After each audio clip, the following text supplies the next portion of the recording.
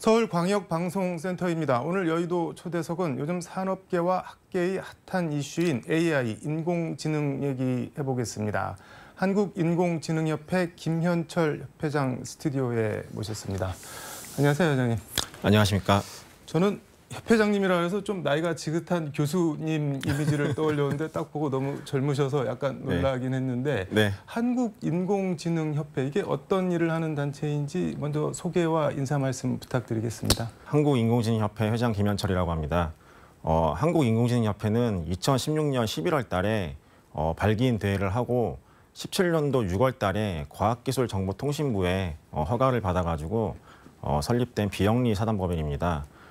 본회는 저희 이제 회원들과 함께 인공지능 생태계를 구축함으로써 전 산업에 인공지능을 도입시키는 그런 이제 활동과 목적 사업들을 하고 있는 단체입니다.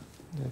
인공지능 생태계를 구축한다고 말씀을 하셨는데 협회면은 뭐 가입한 개인이나 단체 같은 게 있을 텐데 네. 회원으로 가입하신 분들이 뭐 어떤 분들이신가요? 저희 이제 회원사들 같은 경우에는 네. 이제 인공지능 전문 기술 회사들이 이제 주로 가입이 되어 있고요. 네. 그 기술 회원사들 같은 경우에는 550여 개 정도가 있습니다. 많네요. 네. 그리고 그 550여 개의 기술 회사들을 공급군으로 두고, 네. 그다음에 그 기술을 수요하는 이제 회사들이 있는데 그 회사들이 이제 1만 5천 개 정도 있습니다. 네. 네. 그 이제 회원사들을 하여금 AI를 도입시키는 이제 주 업무를 하고 있습니다. 일종의 플랫폼 같은 거네. AI를 중개 연결시켜주는. 맞습니다. 이게 그러면은 뭐 그동안 여러 활동을 하셨을 것 같은데 뭐 어떤 활동들을 해오셨나요? 저희가 2018년도부터 네. 국내에서 이제 가장 큰 AI 엑스포를 이제 매년 개최를 하고 있는데 이 AI 엑스포를 개최를 함으로써 이제 뭐 전시, 뭐 세미나, 경진대회, 어워드 등을 이제 총망라를 하고 있고요. 이제 5년 동안 누적된 참관객이 10만여 명 정도 됩니다. 그 정도 되고 네. 그다음에 이제 매년 이렇게 참가해주는 그 이제 나라의 수가 11개국이 되고 해외에서도 네. 11개국이 되고 네. 이제 참여해주는 기관들의 수는 1000여 개 정도 됩니다. 네. 그리고 저희가 이제 AI 강소기업들을 국내외 유력 기관, 뭐 정부 기관이라든지 투자 기관에 이제 매년 소개하는 편람 작업들을 하고 있는데 네. 이것도 2017년도부터 이제 5년 동안 매년 작업을 하고 있습니다. 여기서 이제 소개된 기업들이 좋은 투자 기관과 시장을 만나가지고 매출과 어떤 이제 투자 성과들이 크게 나고 있는 이제 그런 성과들을 내고 네. 있고요. 그리고 저희 같은 경우에는 이제 인공지능 직무 자격증이랑 이제 인공지능 이제 기업 인증제를 하고 있는데 이것이 산업의 어떤 퀄리티를 높여주는 역할들을 하고 있어가지고 네. 이 생태계를 이제 상향화시키고 있는 어떤 성과들을 내고 있고요. 그리고 이제 정부와도 이제 협조를 하고 있어가지고 디지털 뉴딜 사업에 저희 회원사들 대부분이 참여를 하고 있습니다. 네. 그런 적극적인 참여로 인해 가지고 이 사업의 예산 규모가 한 1조 정도 되는 걸로 추정하고 있습니다. 그런데 우리가 보통 AI 뭐 인공지능이라고 하는데 Artificial Intelligence 영어로는 뭐 그런 것 같은데 AI를 뭐라고 정의를 할 수가 있는 건가요? 이게 AI다 아니면 뭐 이런 게 AI다 어떤 게? 보통 인공지능 정의는 딱 나와 있습니다. 컴퓨터로 하여금 이제 네. 인간의 지능이나 행동을 모사하는 어떤 이제 기능을 인공지능이라고 이제 부르고 있습니다.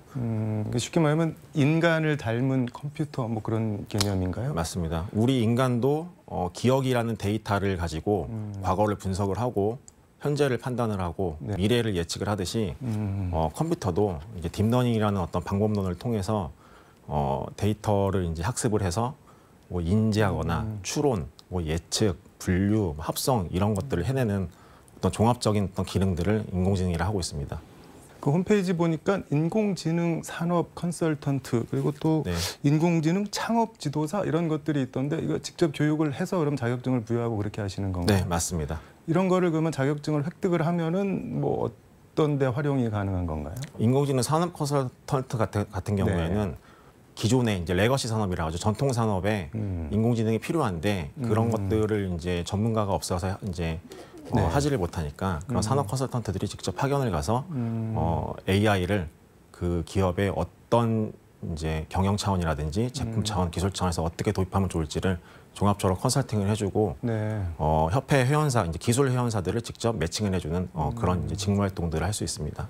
이게 AI 하면 이제 언뜻 생각나는 거는 뭐 로봇이나 아니면은 뭐 자율주행차, 저는 뭐 이 정도밖에 생각이 안 나는데 네. 산업이랑 AI가 어떻게 연관이 되고 매칭이 되는 건가요? 만약에 뭐 물류나 유통산업의 밸류체인에 인공지능이 들어가면은 네. 데이터 분석을 통해서 이제 효과적인 재고 관리를 해주고, 그다음에 로봇을 통해서 뭐 안전 관리, 무인 관리 이런 것들이 가능하고요. 네. 그다음에 자율주행 로봇이라든지 모빌리티를 통해서 물류 이동을 효과적으로 이제 달성할 수 있고, 네. 또 소비자 개인에게 네. 맞춤형으로 이제 공급해줄 수 있을 맞춤형 제품 공급이 이제 가능합니다. 또 이제 의료나 헬스케어 분야로 가면은 뭐 원격 진료라든지 그다음에 뭐 질병 진단, 뭐 디지털 치료제, 뭐 신약 개발 이런 것들에 대해서 효과적인 어떤 성과들을 이제 창출할 수 있고요. 그다음에 영상 미디어 산업으로 가게 되면은 영상 합성 기술을 통해서 자신과 음성과 얼굴이 똑같은 아바타를 생성해서 이제 대체를 시킬 수가 있고요. 네. 그다음에 작고한 음악가의 목소리를 그대로 합성을 해가지고 뭐 새로운 음반을 낸다든지, 혹은 뭐 모차르트라든지 베토벤 같은 그런 작곡가의 이제 데이터를 학습을 해서 이제 비슷한 종류의 음악들을 또 창출할 수 있다든지, 그다음에 뭐 이제 같은 원리로 모네라든지 뭐 피카소 같은 이제 화가의 화풍도 흉내낼 수 있을 정도의 수준까지 인공지능을 쓰고 있습니다. 이게 지금 말씀 들어보니까는 뭐 전 산업 분야에 사실상 뭐 이용이나 적용이 가능할 것 같은데 우리나라 AI 산업 활용이나 뭐 발전 어느 정도인가요? 수준이 지금? 스탠포드 대학에서 매년 AI 인덱스라고 해가지고 AI 수준을 판단할 수 있을 만한 지표들을 발표를 하고 있는데요. 네. 그 지표를 보면은 뭐 논문 뭐 배출수, 그다음에 뭐 인용수, 특허수, 그다음에 석박사 연구자 수, 뭐 이제 민간 투자 이렇게 규모 이런 것들을 이제 종합적으로 판단하는 어떤 이제 종합 지표인데, 네. 그거에 따르면은 이제 매년 좀 순위는 갈리긴 하지만은 한국은 4위에서 7위 정도를 왔다 갔다 하고 있는 형국입니다. 꽤 높네요. 근데 이게 높다고 할 수 있는 것보다도 네. 이제 인공지능에 대한 원천 기술, 그다음에 뭐 데이터 정책, 그다음에 인재에 대한 압도적인 보유를 가지고 있는 나라가 미국과 중국인데, 그 두 나라를 1티어 국가로 이렇게 보고 있고요. 네. 제 개인적인 사견으로는 한국은 2티어 국가에 이제 속하고 있습니다. 이게 이른바 그 탑티어랑 세컨티어, 그러니까 1순위랑 2순위 국가들이 격차가 좀 많이 큰가요? 어떤가요? 좀 나는 편이고요. 실제로 원천 기술에 한해서는 뭐 3년 내지 5년 격차가 있다고도 보고 있고, 그다음에 이제 산업에 활용하는 어떤 그런 측면으로 봤었을 때는 네. 뭐 1.5년에서 2년 정도 보고 있습니다. 그런 격차를 따라잡으려면 그럼 뭘 어떻게 해야 될까요? 결국에 AI 같은 경우에도 이제 보편 기술이기 때문에 네. 종국에 우리나라가 처음부터 강세였던 산업에 미리 접목을 시키는 게 중요합니다. 그래서 우리나라 같은 경우에는 반도체, 뭐 네. 자동차, 뭐 로봇 이런 산업이 강세였기 때문에 거기에 선제적으로 R&D를 해서 인공지능을 이제 활용하는 것들을 좀 강화했으면 이제 네. 좋을 거고요. 기왕에 잘 하던 거에 AI를 접목을 해서 시너지 효과를 더 내자, 뭐 그런 말씀인 거네요. 네, 그래서 바탕 위에서 뭐 개인과 기업과 연구기관들이 뭐든지 할 수 있을 만한 장을 마련해 주는 게 우리나라가 앞으로 AI를 조금 더 고도화시킬 수 있는 어떤 효과적인 방안이 아닐까 싶습니다. 쉽게 말해서 한 국가의 역량이 총 투입이 돼야 된다는 뭐 그런 말씀으로 들리는데, 네. 광주시 같은 경우는 인공지능 집적단지 조성 사업을 통한 인공지능 특화 산업 도시 청사진을 지금 그리고 있는데, 조언을 뭐 한 말씀 해주신다면 어떤 말을 해주실 수 있을까요? 이 AI 기업들을 유치를 하기 위해서 수도권과 같은 면을 가지고 경쟁을 해서는 좀 부족한 면이 있다고 생각을 하고요. 네. 왜냐하면 수도권 같은 경우에는 인재와 자본과 뭐 주거지라는 이런 압도적인 어떤 네. 메리트가 인프라가, 있기 때문에 네. 인프라가 좋기 때문에 인공지능 기업들이 광주시로 이제 내려갈 만한 어떤 그런 특장점이 사실은 좀 모자라다 생각하는데, 되려 그거를 잘 살려가지고 광주시가 AI 기업들한테 어떤 메리트를 줄 수 있을까를 좀 고민해 보면은 제 개인적인 어떤 사견으로는 광주시가 이제 광주시 업무 전반에 대한 어떤 지능화를 통해서 인공지능 기업들이 시장에 직접 대준다고 치면은 네. 그 기업들이 내려올 수 있을 만한 메리트가 충분하다 보고 있습니다. 그게 어떤 의미인가요? 광주시 행정 업무 전반을 네. 지금의 어떤 아날로그적인 형태에서 어떤 첨단 지능화 이제 행정으로 디지털화를 시키는 거죠. 그렇게 되면 시장의 어떤 수요가 창출하게 되기 때문에 데이터라든지 AI 기업들, ICT 기업들이 광주시를 시장으로 매개 삼아서 내려올 수 있을 만한 근간이 있고요.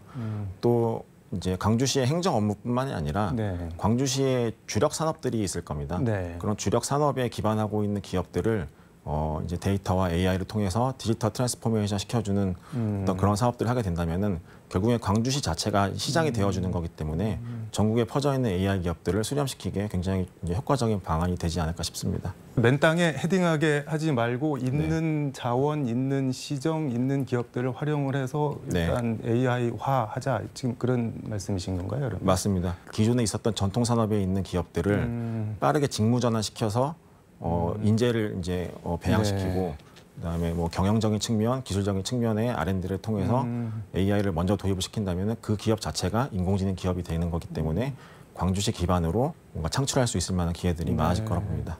알겠습니다. 조직도를 보니까 광주 지회가 별도로 있고 그 산하에 인공지능 테스트베드 코리아라는 게 있는 것 같은데 이게 뭔가요? 2019년도에 인공지능 테스트베드 코리아라는 사업을 이제 광주 지회를 중심으로 이제 만들어서 시행을 하고 있는데요. 이게 무슨 사업이냐면은 광주의 주력 산업이 에너지, 자동차, 헬스케어, 문화 사업 이렇게 이제 4가지가 있는 걸로 알고 있었습니다.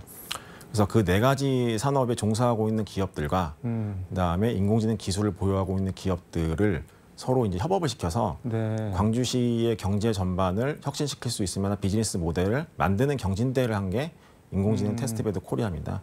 이거를 저희가 이제 19년도부터 하고 있었고 올해에도 9월 달에 또 하고 김대중 센터에서 시행할 예정입니다. 그러니까 테스트베드 코리아는 기존의 업체들이랑 인공지능 업체들이랑 일종의 동침을 시킨다 뭐 그런 개념인 건가요? 맞습니다. 그래서 광주시의 주력 산업에 기반하고 있는 기업들이 수요사가 되어주는 거고 그 다음에 이제 기술을 갖고 있는 기업들이 공급사가 되어주는 건데 이 둘이 서로 사는 세계가 다르다 보니까 이 둘을 매개해줄 수 있을 만한 전문 컨설턴트를 협회가 배양해서 인공지능 산업 컨설턴트라고 이름을 붙여서 이제 시행하고 있는 겁니다.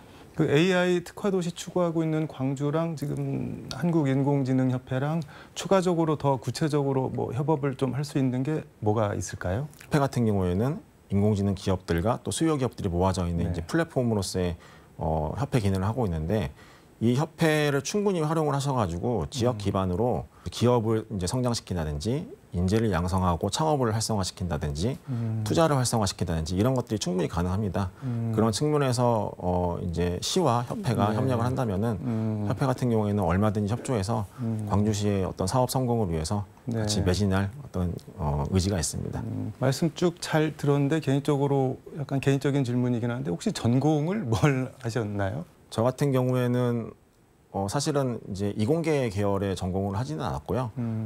철학 베이스의 그런 공부를 했다 보니까 인공지능을 약간 철학적으로 접근하는 면이 강했었습니다. 뭐 문과 이른바 문송도 그럼 AI를 할 수가 있는 거네요? 맞습니다. 알겠습니다. 향후 한국인공지능협회의 뭐 운영 계획이나 그런 거 좀 한 말씀 부탁드리겠습니다. 현재 협회의 철학과 그다음에 사업의 방향을 알리는 어떤 백서를 이제 편찬할 계획입니다. 이르면은 하반기 중에 이제 공개할 예정인데 이 백서 같은 경우에는 인공지능을 통해서 어떻게 건강한 우리 사회를 만들 수 있나라는 어떤 그런 메시지를 좀 심어보려고 합니다. 우리나라 같은 경우에 특히나 저출산 고령화 때문에 인구가 감소되고 있는데 이런 것들에 대한 어떤 효과적인 어떤 방안이 인공지능에 대한 어떤 적극적인 활용이라고 저는 또 생각을 하고 있거든요. 그래서 백서와 그거에 관련된 사업들을 오픈함으로써 협회가 인공지능을 통해서 우리 사회를 적극적으로 좀 이제 혁신시켜 보는 어떤 그런 계기를 마련해 보려고 합니다. 알겠습니다. 마무리 말씀 부탁드리겠습니다. KBC를 통해서 협회의 활동과 메시지를 잘 전달할 수 있는 감사한 시간이었습니다. 한국인공지능협회는 인공지능 기술과 산업을 다루는 것을 넘어서 인공지능을 통해 변화될 우리 사회 전반을 다루는 곳으로 거듭나고자 합니다. 많은 관심과 응원 부탁드립니다. 감사합니다. 인공지능협회가 더 많은 역할을 해주시길 저희도 바라겠습니다. 오늘 말씀 잘 들었습니다. 네, 지금까지 서울광역방송센터에서 한국인공지능협회 김현철 회장과 함께 인공지능 얘기 전해드렸습니다.